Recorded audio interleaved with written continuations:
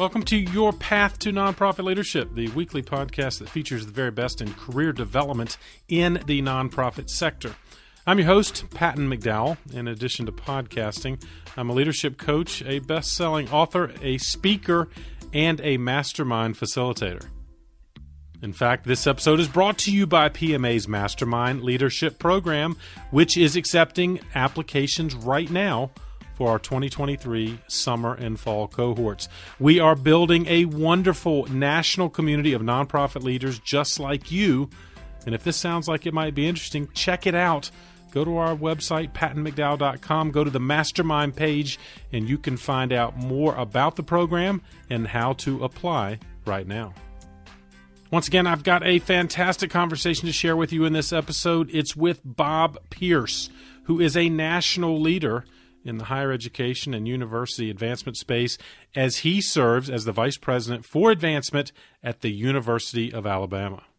Well, for me, this was a fun conversation as I recalled a decade that I spent in higher education and university advancement work. I also got to work on my enthusiasm for the Roll Tide cheer that Bob helped guide me on, that of course is familiar to the entire Crimson Tide world. But Bob offers lots of great advice for you, the nonprofit leader, regardless of what sector you serve. My guess is that if you are not already in a campaign at your nonprofit organization, you likely will be, especially if you aspire to senior leadership.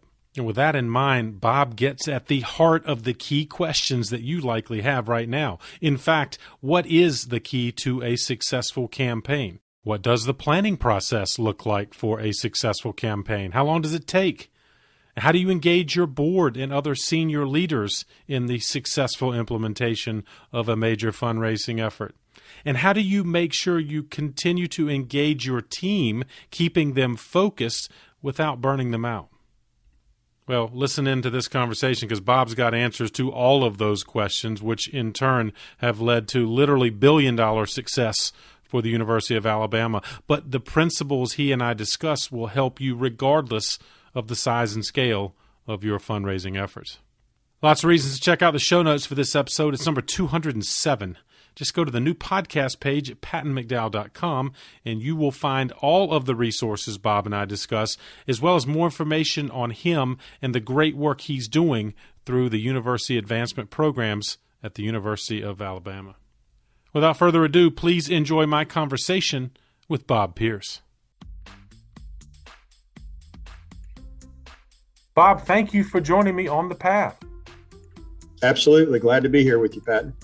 I'm excited about this conversation, Bob. You've had a wonderful leadership journey, largely in higher education, and a nice mixture of experiences. And the skill and experience you bring to your role now is one that I know will lead to lessons for our listeners and advice and takeaways, in particular around campaign planning. And you've had an enormously successful campaign there at the University of Alabama. And I think some of the lessons you've probably learned there could apply to a nonprofit leader who, frankly, they're probably in a campaign or they're thinking about it. I think most of the nonprofit leaders I run into know that that's on the horizon. Maybe they're a little nervous about it. So I wonder, as you reflect on the success you've had so far in your campaign, is there one element that you might point to as, part of that success? Sure, absolutely. But Patton, before we jump into the campaign, there's one other requirement that I've got to satisfy before I start talking about the Rising Tide Capital campaign. Okay. Tell me. Yeah. Well, you and I have a mutual friend, the one who made the introduction, Ginger Kelly, and she was very clear that I was not to get very far into this podcast without getting a Roll Tide. So, Patton, let's get started on the right foot. How about a good hearty Roll Tide? Yeah, absolutely. Give it to us, Bob. Give it to us. Roll Tide. Yes, so, Ginger, Roll Tide for sure. Thank you. There you go, Pat. We'll work on it. We can get your enthusiasm up a little bit, but not a bad start there. Well, look, let me say that it's an honor to have the opportunity to visit with you a little bit today, and especially to talk about the Rising Tide Capital campaign. It's something that we're very excited about. And you are correct. We've been very fortunate and very blessed with the success that we've had with the campaign to date. But I think you talked about sort of a critical component that's contributed to that success. And if I had to list one component, and of course, you and I both know that it doesn't boil down to one thing in making a campaign successful. But if I'm going to mention one thing, it's going to be planning. You absolutely have to plan. You absolutely have to lay the groundwork and the infrastructure on the front end before you launch the campaign to have a platform to be successful. So I'm a big believer in the old adage that you plan your work and then you work your plan, and that's exactly what we've done with the Rising Tide. Clearly, that has paid off. Well, let me ask you, Bob, a follow-up on that. What has been the general time? How far in advance were you planning before the campaign itself became, let's say, more public? Sure. Well, I've been here in my role about 7.5 years. And in my very first interview with the search committee for my position, I said, whether or not you hire me, it can be me or it can be someone else, another one of the candidates, but whoever you hire better step into the job ready to begin planning for the capital campaign on day one. Our last comprehensive multi-year capital campaign at the University of Alabama finished in 2009, and I started in September of 2015. So we were sort of, in my opinion, already a little bit behind the curve in our planning process, but we immediately got to work, and as I mentioned earlier, building that infrastructure.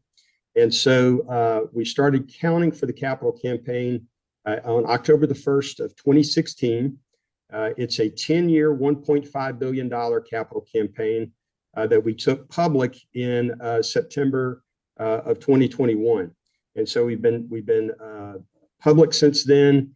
Have been, as I mentioned, very blessed in that we're now past 1.2 billion in fundraising towards the $1.5 billion goal, with a completion date scheduled for September the 30th of 2026. It's fantastic. Yeah, congratulations on, and I know you will appropriately give credit to the team sport that is campaign success that you are a part of, but you have in fact brought a lot of this with your careful planning. And I guess I want to unpack that further because lots of components, as you said, bring a successful campaign together. Talk about your role for a listener that maybe not familiar with higher education leadership. Talk about what your role is at the University of Alabama. Sure. So my title is Vice President for Advancement, which is a pretty typical position at most institutions of higher learning. Sometimes it has a little bit of a variation on that title, but basically, I'm the Chief Fundraising Officer for the institution. If you look at our divisional structure, we do have a number of operations, including the National Alumni Association that reports up under through my umbrella. Probably about 10 years ago, there began a little bit of a paradigm shift in higher education, in that marketing and communications used to be part of the advancement model, and it became so important in the overall success of the institution that a lot of institutions carved out the communications piece and elevated it to its own division. Right. So, as a matter of fact, our current president, when he got here a few months before I did, had made the decision to create the division of strategic communications. So we have a separate vice president for communications, which allows me to focus on fundraising and alumni engagement. So that's really the crux of what we do within the advancement model. Yeah, it's fantastic. But obviously that's a critical partnership, right? Because you're right. I came up through a similar model where it was within university advancement. And I guess sometimes the concern is that if communications is separate, we rely on it so heavily for effective, cultivation and donor stewardship. But it sounds like you, or I would guess you have a good partnership with that division. Absolutely correct, and you're accurate, Patton. That if in a situation and a model like that we have at the University of Alabama, if the advancement staff and the strategic communications staff aren't working hand in hand, you've got a problem. And we're very fortunate here. We have tremendous colleagues on the strategic communications side. I've got a great working relationship with my counterpart there, and it works really well for us. Yeah. Again, and we may unpack that further as we talk about campaign communication, leadership, and so forth. But let me ask you the personal productivity question I like to ask busy leaders like you, Bob. How do you stay organized? Have you found certain kind of tactics and, techniques that help you manage what I can only imagine is a huge volume of activity and kind of data coming at you? Yeah, the volume of activity is a little bit mind-boggling. And for anybody in this position, it's not unique to me. The only advice I can give, because I don't have any secrets to organization, the only advice I can give is make the commitment, right? And I am again a little bit of an anomaly because I work a lot.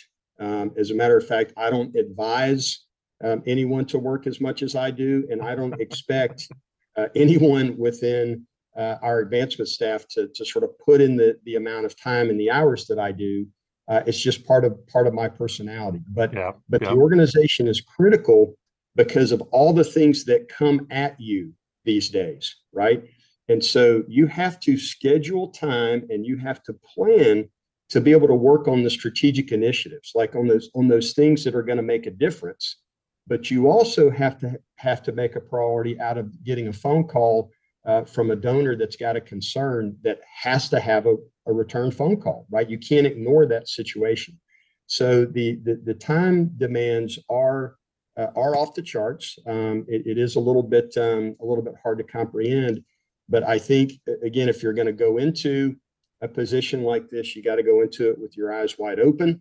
That you are going to be on not necessarily 24/7, but it's certainly a long way from an 8 to 5 job.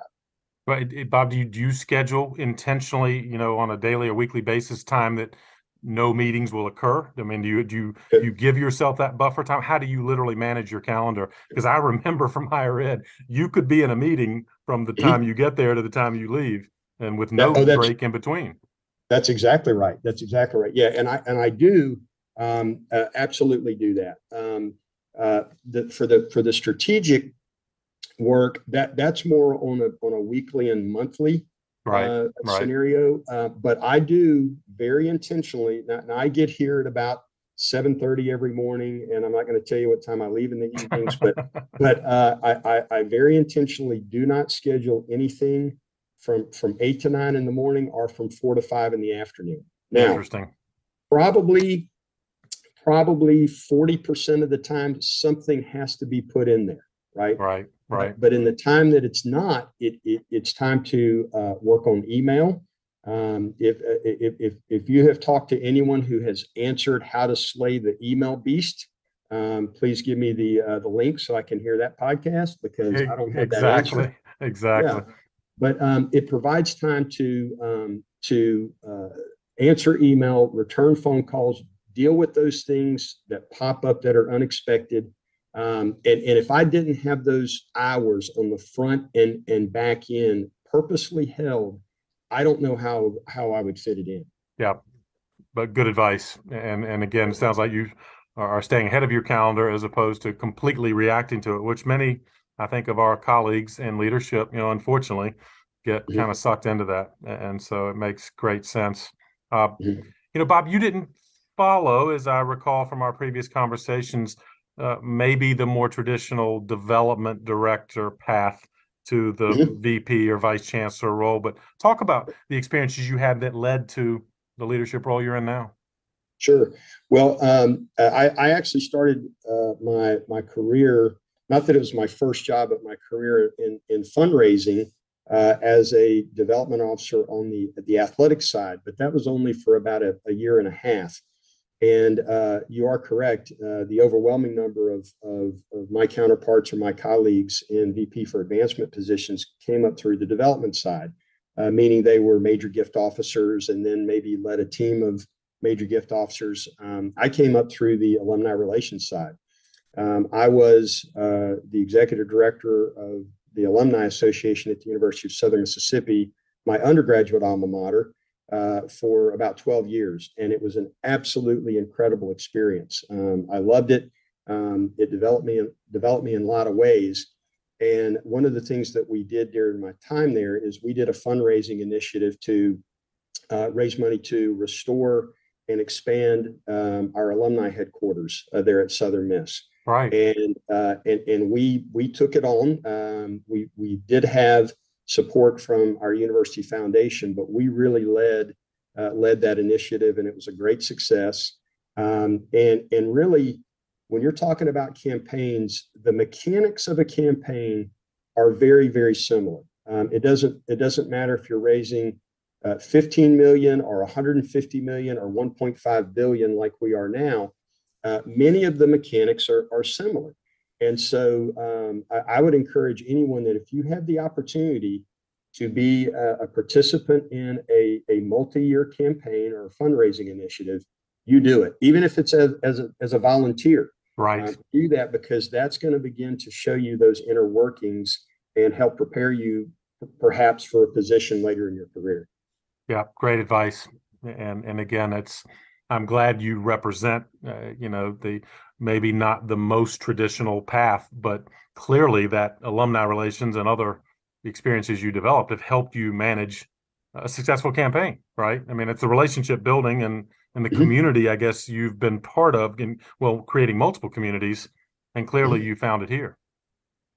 Yeah, it's been great. I've loved the path that I had the opportunity to take. And so the way I got to this position is 12 years as executive director of the Alumni Association. And then I moved into the VP for advancement role at Southern Miss, where I was at for 5 years. And then, as I mentioned, about 7.5 years ago, I had the opportunity to come to the University of Alabama, which was important to me because this is my master's degree alma mater. So for the overwhelming bulk of my career, I've worked for two institutions of higher learning with which I already had a relationship. Nice. And that's not a requirement. You don't have to have gotten a degree from a university to work there and to be productive and successful there. But I consider myself very fortunate to have had the opportunity to do that. Indeed. Well, and again, I'm going to encourage our listeners as they scout the show notes for this episode to look back at your journey and some of the other kind of advice you're offering here. And I want to go back to your campaign planning kind of question, the lead topic, because I think many of our leaders listening, campaigns tend to come with a need. It's the it's the executive director, it's the board chair, it's the chancellor. Hey, we have a need. So Bob, as our chief fundraiser, let's start a campaign. And clearly, right. You said, no, we need to plan carefully. So what did you do in that planning phase, or what should a leader do, in that early planning phase to get ready?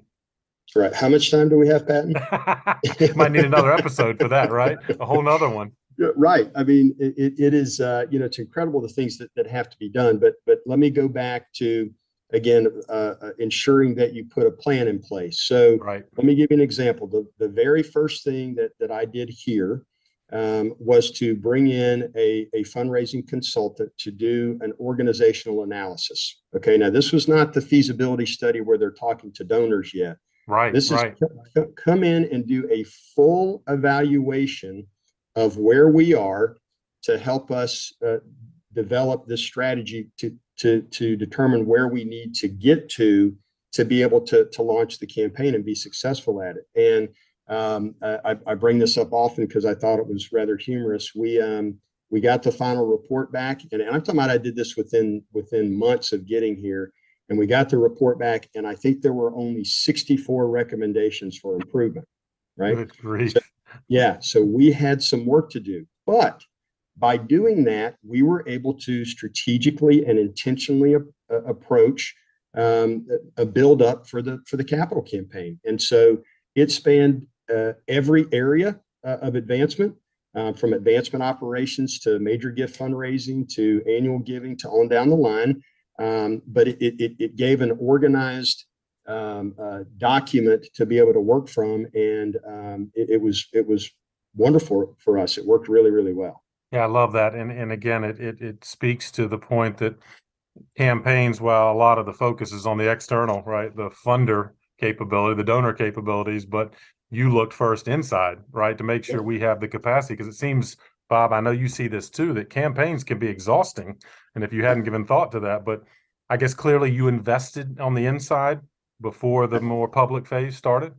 Absolutely, absolutely, and I appreciate you making that reference because you well know, and I'm sure that most of your listeners well know who have ever been in a campaign.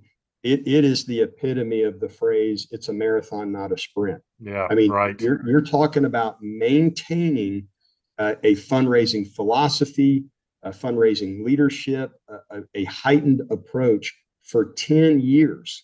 Now, 15 years ago, campaigns really weren't running more than about 7 or 8 years. But now, these days, because of these heightened expectations, these things are going up to 10 years in duration.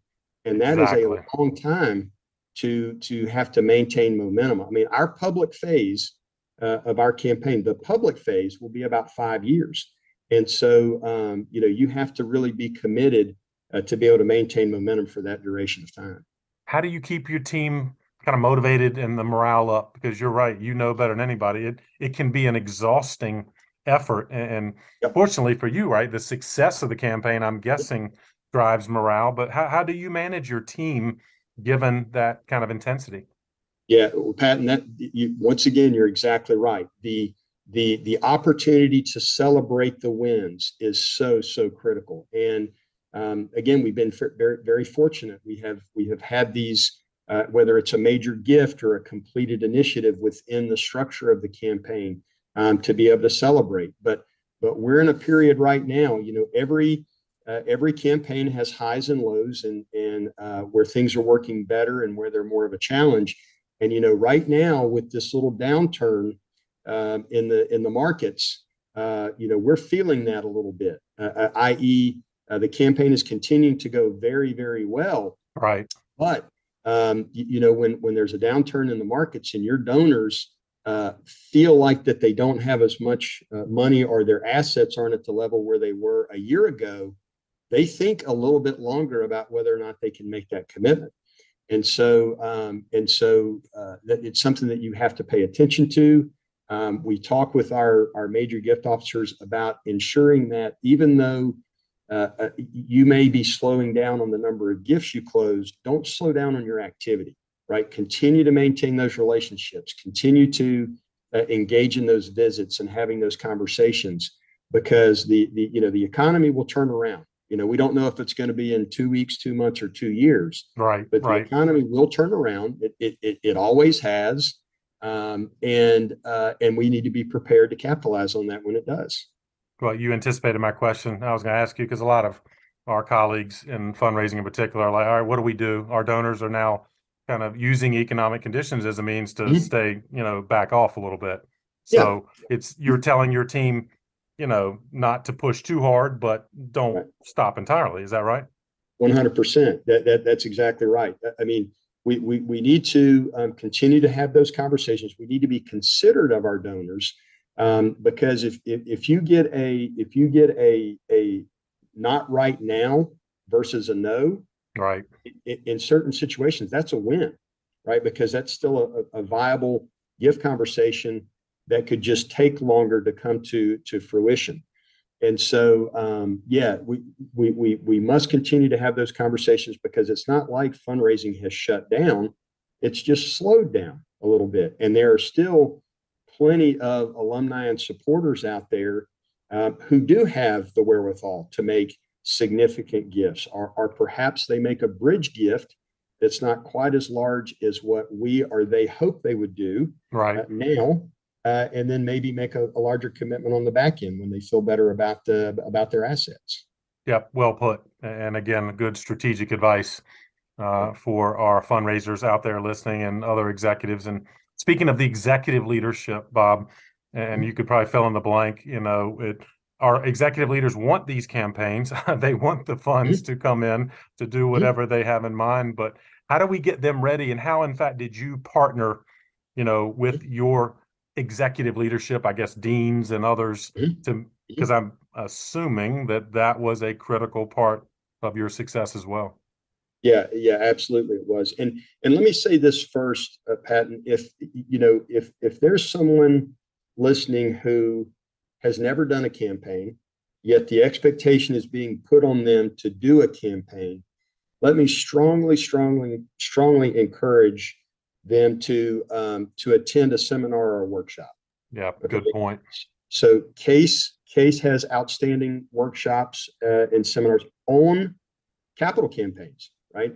The Lilly School of Philanthropy has a tremendous workshop on the capital campaigns, and so when you go through one of those, and I would actually recommend going through multiple of those, it will greatly boost your confidence in having the understanding of the science of the campaign, right? The art of the campaign sort of develops as you go through it.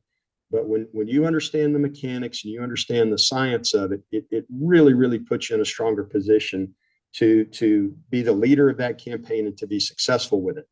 And with regard to incorporating executive leadership and others, as you said, fundraising is a team sport.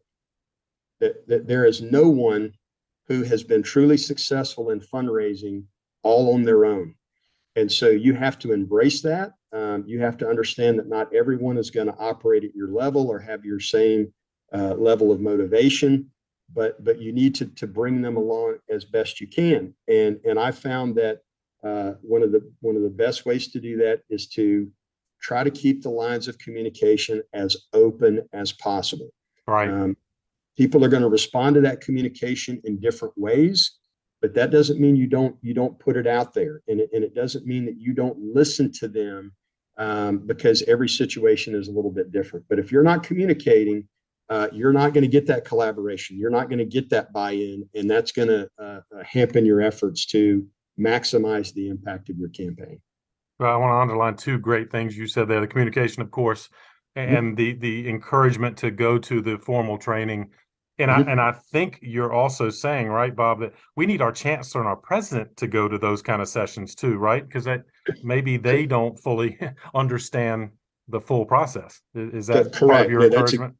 Right, absolutely. And there are workshops and conferences designed specifically for the president, for deans, to go and get a better grasp on fundraising. I was very fortunate. Our president here at the University of Alabama, Dr. Stuart Bell, is a wonderful president. He's also a wonderful fundraising president. I'm trying to think if there's ever been a single time when I've gone to him and said, Dr. Bell, I need you to fill in the blank, whatever it is, get on a plane to see someone, make a phone call, attend a dinner, whatever, where he said, Bob, I can't do that. Right. And Patton, not every president is like that. No, indeed. Right. There are plenty of presidents out there who would rather not get on the plane to go see a donor, or rather not attend the dinner. And in those cases, you just got to work through it. I am so thankful that I have not. But he has, before he was president here, and by the way, previously in his career, he was on the faculty here for 16 years. Wow. So yeah, so he's also he understands it there. Yeah, absolutely. And so he was on the faculty here. He became a dean at Kansas, which is another successful, really successful fundraising institution. So he really learned how to be a good fundraiser as a dean at Kansas. He was provost at LSU for a couple of years, and then came here as president. So I'm very fortunate in that regard. Well, because in contrast to some presidents, we won't name any of them, but who want the campaign, but then maybe are not willing or able to devote the time. And I wonder what has been the cadence of your kind of communications, I'm guessing sometimes on a daily basis with the president, and has he kind of contemplate literally that I got to spend half my time involved in campaign activity, or some percentage? What does that look like for him? Well, it's nothing that that is necessarily that structured. And I know that, I've seen that, hey, if you're going to be a dean, you need to plan to spend 40% of your week Exactly. in fundraising, right? But the challenge is it's not uniform, right? Like 1 week, it may be 10% or 0%. I mean, you can be a really great dean and a really great president, and even from the fundraising perspective, and there be weeks where you don't have to worry about fundraising at all. But there are other weeks where I need you 60% of the time, right? And so it's a little difficult to make that structured. They just have to have the sort of the perspective and the approach that this is important. And Dr. Bell and I have been in sync literally from day one. We talked about it in my interview, and have been in sync in that regard from the very beginning. So I'm very happy that that's the case. In those cases, or in those situations where a dean or a president is not as committed to fundraising, my only advice is you got to be able to manage up. Right? Like you've got to be able to understand what that leader is willing to do and then build on it as best you can. I worked with a president at Southern Miss for a while, absolutely incredible president. And he was wonderful at engaging with prospects and donors, but would not make an ask, wouldn't do it. So right. I had to realize that and actually say, you know what, you don't have to make the ask. Just set it up. Right. Just set it up. Right. And he would go in there and he was well loved, and the donors loved visiting with him. And at the right time, he would just kind of give me a look and let me know it was my turn. And I would jump in there and become much more specific about the ask. And it worked wonderfully. Right. So every situation is different. You just have to, as a fundraising leader, be able to adapt to it and make it work regardless of the situation. Yeah, great advice there. And you've adapted well, obviously, in different leadership settings. And speaking of leadership, your volunteer leadership, Bob, have you utilized a campaign cabinet or some structure, or has the campaign been kind of integrated in all of the boards across campus? Yeah, no, we have a capital campaign cabinet. And I have to say, I don't know if this is universal. I love working with volunteers. Absolutely love working with volunteers. I mean, when you take someone who is invested in the mission of the organization with their finances, and they're also willing to invest their time, I think that's a very special thing. And so I love doing that. So one thing that's kind of unique here at the University of Alabama is we don't have a separate university foundation board, which is where in a lot of cases a campaign cabinet is grown from. Right. You take people who have demonstrated their commitment and leadership abilities on a foundation board and incorporate them into a cabinet. So we had to be a little bit more intentional and deliberate on the front end on selecting our cabinet, but we have some phenomenal campaign cabinet members who are very much committed to the success of this campaign, and it's been an absolute delight working with them. Do they serve the duration of the campaign, or is there kind of a term element to that kind of role? Yeah, so we went back and forth on that, and you probably already know, Pat, that there are a number of institutions who are like, look, a 5-year commitment is just too much. So first off, if you're doing a 10-year campaign, do not put your cabinet in place in year 2. Right. You're gonna kill them. Right. So we intentionally did not name the cabinet until we were about 4 years in, because again, on the front end, while we're raising money in the silent phase, you're still building that infrastructure. And so our campaign cabinet commitment is about 6 years, which is really long. Yeah. And I know that some institutions are rotating cabinet members and some are even rotating chairs of the campaign through the course of the campaign cycle.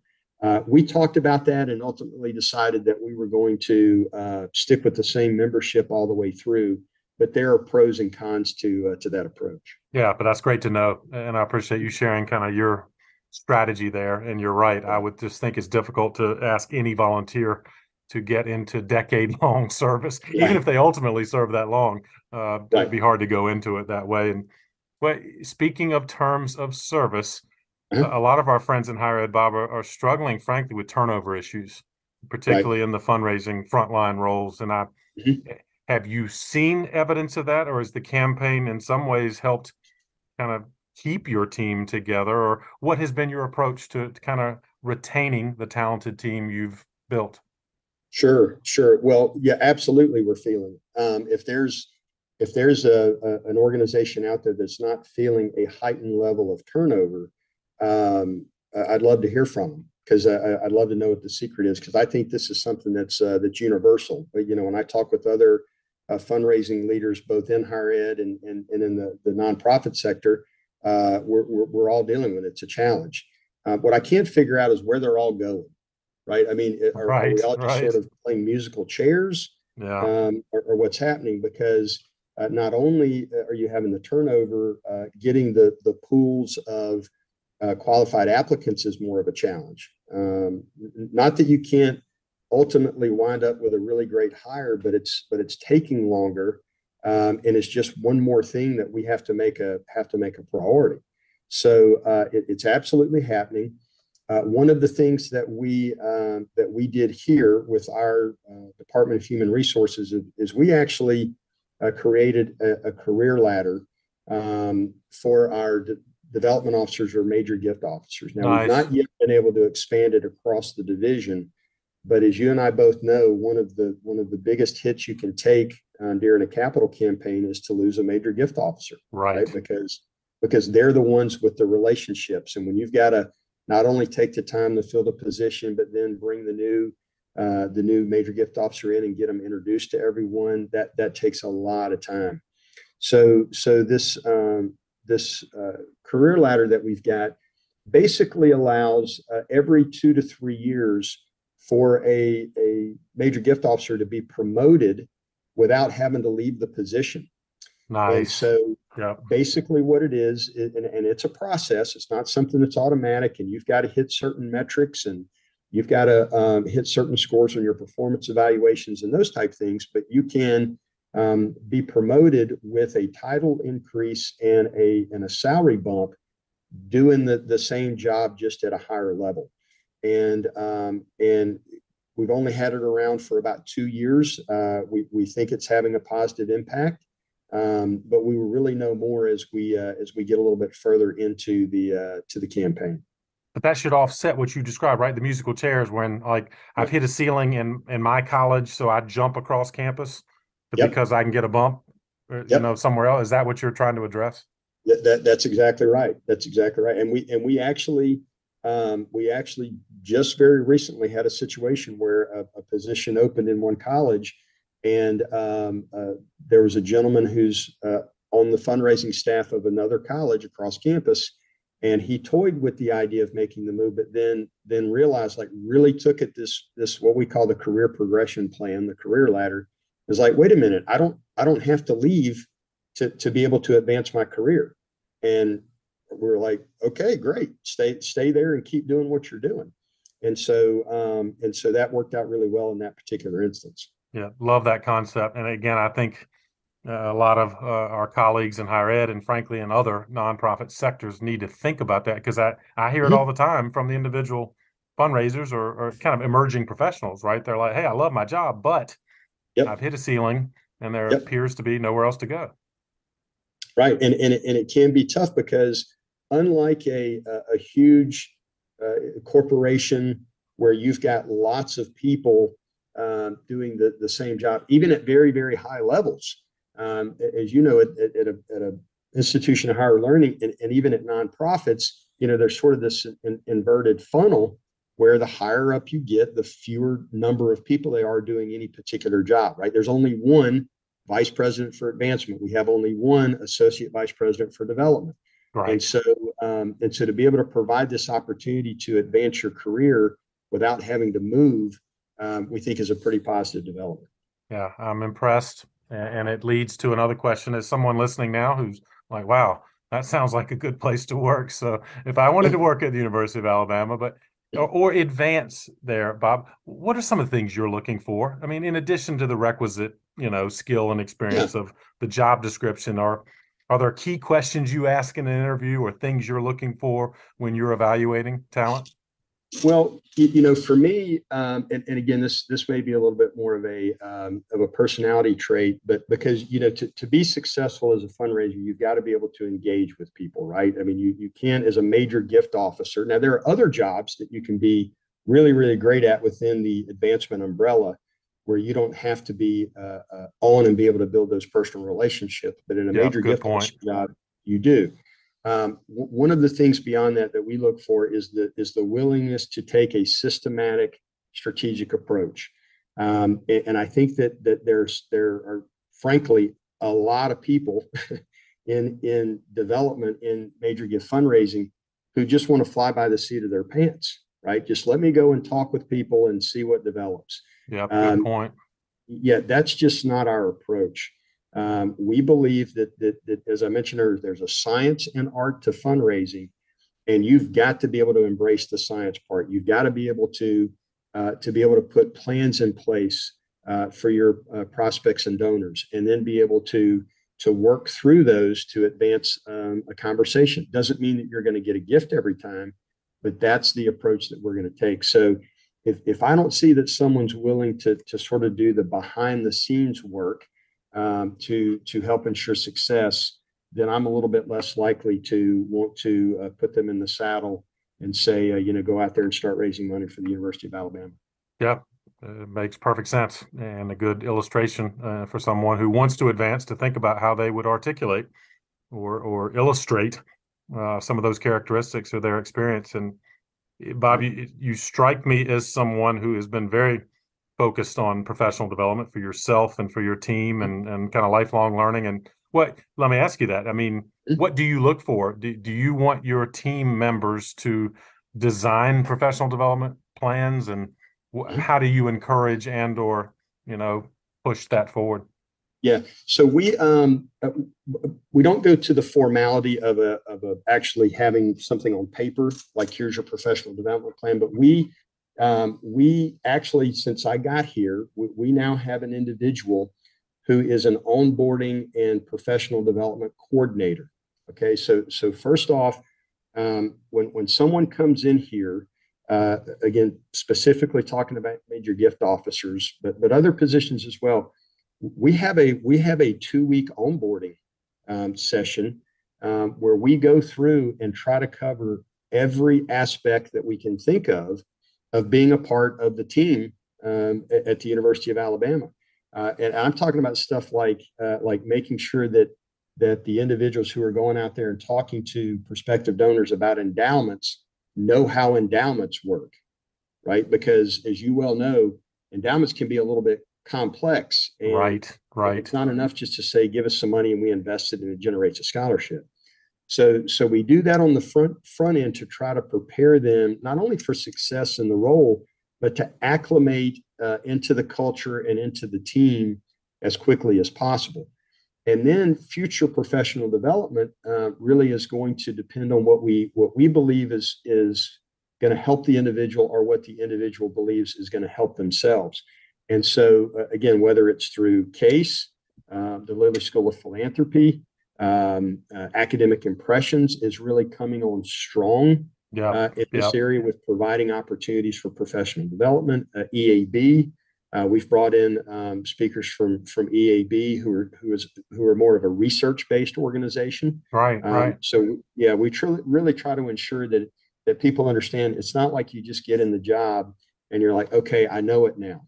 Right? You should always be developing yourself and becoming more competent in your profession, regardless of what you're doing. Yeah, love that. And you're literally investing in that. So it's not just kind of a philosophic statement you're making, but it sounds like you're encouraging it and you're willing to invest in it to make sure folks are advancing. Absolutely.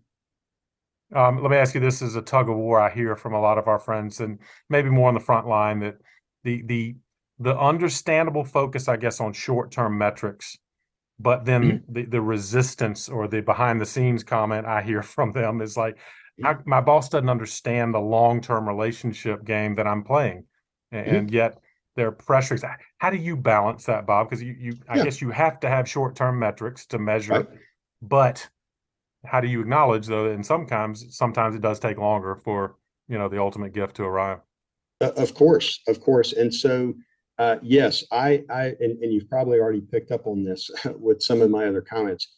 I 100% believe in metrics. I think that you have to have the metrics in place to guide and encourage activity, right? Now, but as I tell the development officers, we're going to have these metrics. We expect you to meet your metrics. No one in 7.5 years has been fired for not meeting their metrics. Yeah. Right. I mean, we say that right up front, right? Yeah. So it is a component of success. It's not the sole reason for success. And even beyond the metrics, because we have these multiple areas that we track.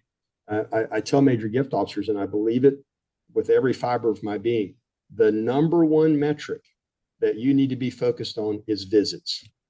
Visits. If you are out in front of donors, having conversations with them, you are going to put yourself in a position to ask for gifts and to close gifts. It's when you aren't out in front of the donors that all of those other things kind of get gummed up and you get behind the curve. Yeah, such good advice. Good things happen, right, if we're in front of our donors, period. And I agree. That's so good for you to reinforce that, because I agree with you. I think some people just get intimidated by some of the metrics or whatever, and that's your point, is like I'm not expecting you to arm twist every time, but I need you to be out there, and that's where relationships are going to happen, right? Absolutely.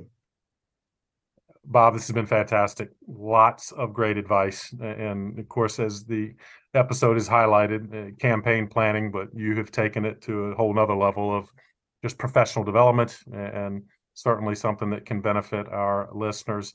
And I guess final advice I'll ask you, and one, of course, I know I need to work on my Roll Tide enthusiasm, right? That was my first takeaway from your commentary. But anything else you would say, someone listening, like maybe thinking about, getting into higher education fundraising or getting into advancement work? Any other advice you'd offer?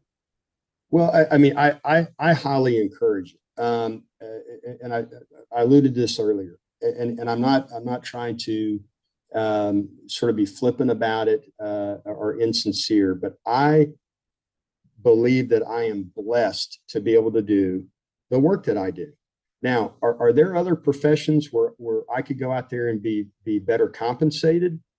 No doubt about it. Sure. Right. Sure. But what I get to do on a daily basis is promote higher education and encourage people that already have it in their DNA to be philanthropic. I tell people, you cannot force somebody to make a charitable gift, right? They've got to kind of have it in their DNA. And so I get the opportunity to facilitate making a connection between those people and an enterprise that changes lives for the better. And so, when I think about the opportunity to go do something else, work for IBM or Bank of America or, right. Whatever, I'm like, how can that be nearly as rewarding as what we're doing as fundraising leaders in the higher education and not-for-profit sector? I mean, we're lucky to be able to do what we do. So I encourage people to get in there and be part of it. But you have to understand that the salaries are not always as high as what they're going to be in the private sector. But I think that the rewards far outpace what you might get otherwise from compensation. It's a fantastic invitation and encouragement to those already in our sector, and maybe you will help win over some that are pondering. And what one other point, and Bob, I bet you've seen this, what's encouraging to me is the new generation, what I call emerging leaders, because institutions like yours increasingly are having undergraduate and graduate student work toward nonprofit management or philanthropic studies. So I wonder, are you seeing evidence of that kind of emerging generation coming into leadership in the sector?